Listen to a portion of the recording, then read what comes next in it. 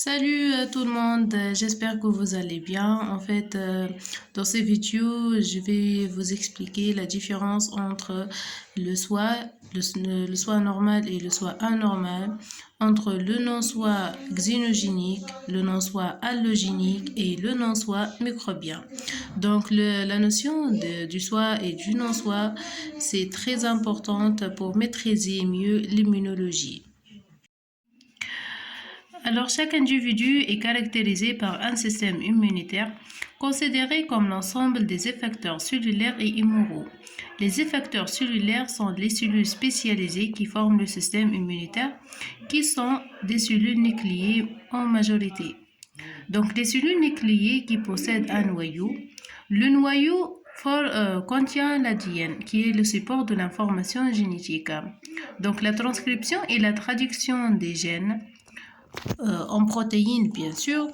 Les protéines obtenues forment le soi. Donc, les protéines qui sont traduites à partir du génome de l'individu lui-même forment le soi. Le même principe pour un autre individu de la même espèce, donc un autre être humain. Donc, les cellules qui forment cet individu sont considérées comme un soi pour lui-même, tandis que ce soi est considéré pour l'autre individu comme un non-soi allogénique, c'est-à-dire autre soi, c'est-à-dire un soi extérieur mais de la même espèce, donc un être humain et un être humain. Dans le cas où le non-soi intervient d'une autre espèce, animale ou autre, on appelle le non-soi exynogénique.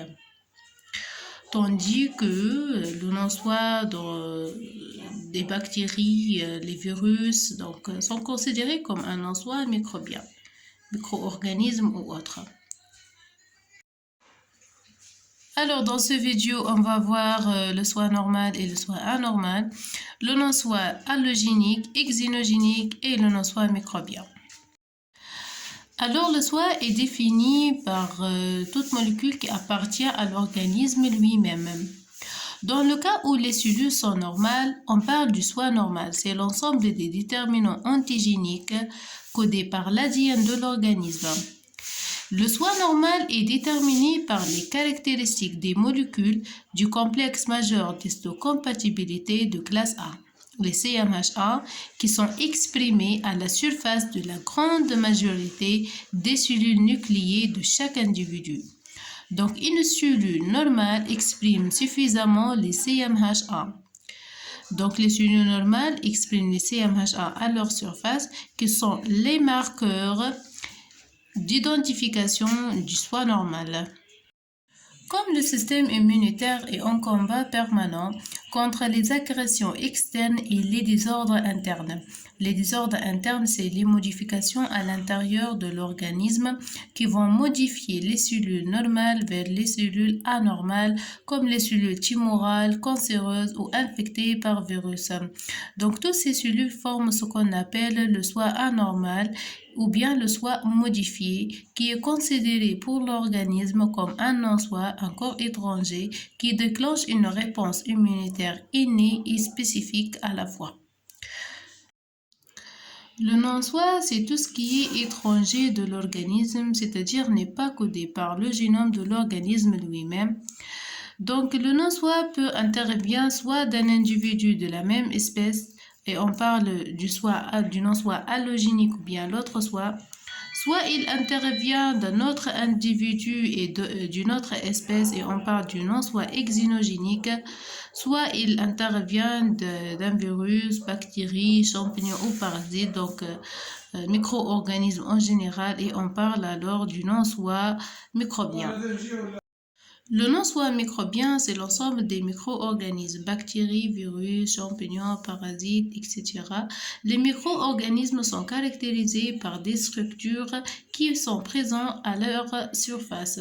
Donc, ces structures sont appelées les motifs moléculaires associés aux pathogènes ou bien les pompes, comme les lipopolysaccharides qui existent à la surface des bactéries.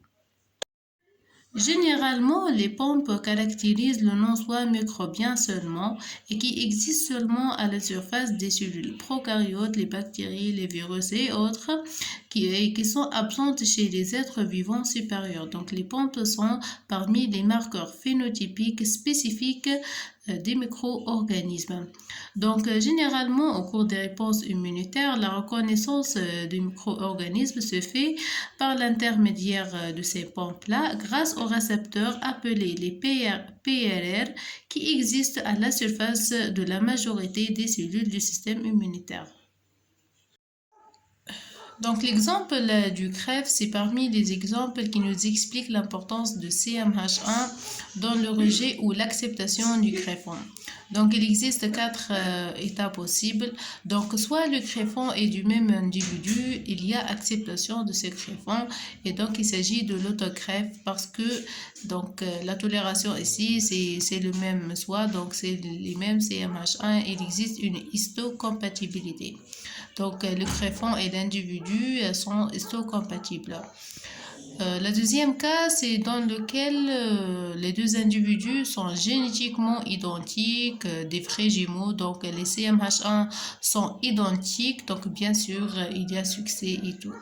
Le troisième cas, c'est dans le cas où, malgré qu'elles sont du même espèce, mais bien sûr sont génétiquement différentes, il y a rejet des greffons, ce qui montre qu'il y a une modification et variation de CMH1. Le quatrième type, c'est l'hétérogreffe appelé aussi le xénogreffe. Donc, bien sûr, c'est logique d'avoir un rejet plus rapide parce que les deux espèces sont différentes, donc elles sont génétiquement différentes, donc il y a une incompatibilité.